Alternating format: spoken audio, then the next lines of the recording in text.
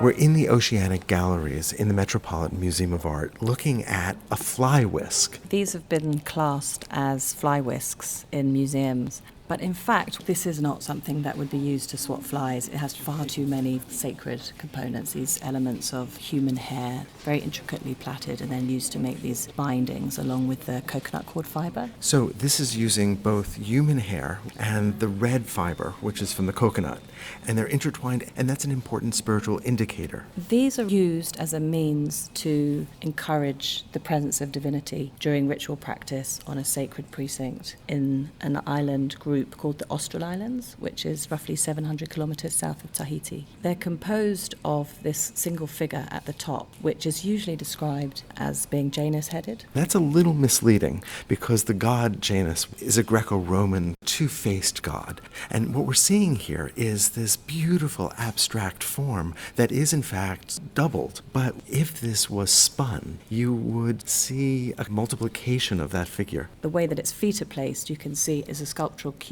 to indicate that this is a single figure that may have been turning. Ah, I see it. In fact, I see more than 4 feet. I think I see 8 feet. That's right. And then the discs just below it. It's almost as if you're seeing those feet having been spun. And the term Tahiri refers to the word to spin or turn or twist. So in fact, these would have been spun or whisked in this rapid motion, encouraging that idea of a vortex to create a channel down which a god or divine principle could arrive. I love that idea of the vortex, a kind of whirlpool that literally draws the gods down into our world. There are 2 basic realms within the cosmological framework for Polynesia. One is Te Ao, which is the world of light and life, and that is a realm in which humans reside. But Te Po is the complementary realm that sits across this very potent threshold, and that is a place of darkness where ancestors and spirits are believed to reside. And so what these are doing are creating a channel of communication with the gods who reside in that realm, and you're wanting to draw them down into the world of light and life so that you can engage with them and contract with them.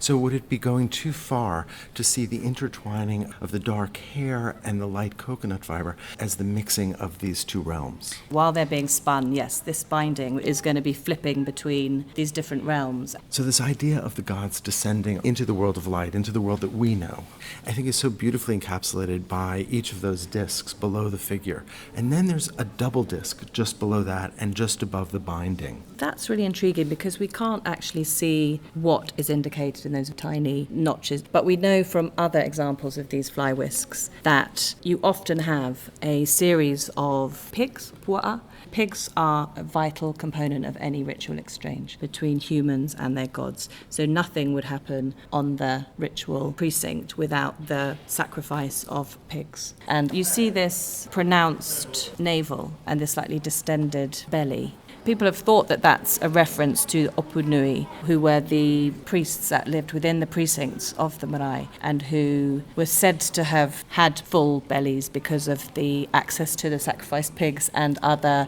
sacrificial foods that would have been offered up to the gods. But in fact, the seat of knowledge is very much centered in the stomach. It's not in the head. And so the men that could recite and memorize the esoteric language and sequence of words that would encourage and enable the gods to be present is actually embedded in the stomach. The belly could so easily be obscured by the arms, but instead it's framed by the shins, by the forearms, and it is the forwardmost form. And even that extended snout or proboscis is pointing down to it as the hands are clasped. It's very abstracted arm and forearm, and then this beautiful flaring of the legs, so that everything is pointing to that navel. The figure is human-like, but it is so abstracted. You can see this incredibly economical way that they've reduced the facial features to this very heavy brow, and then this nose is notched and creates this crest that joins the 2 heads together. I love the way that the chin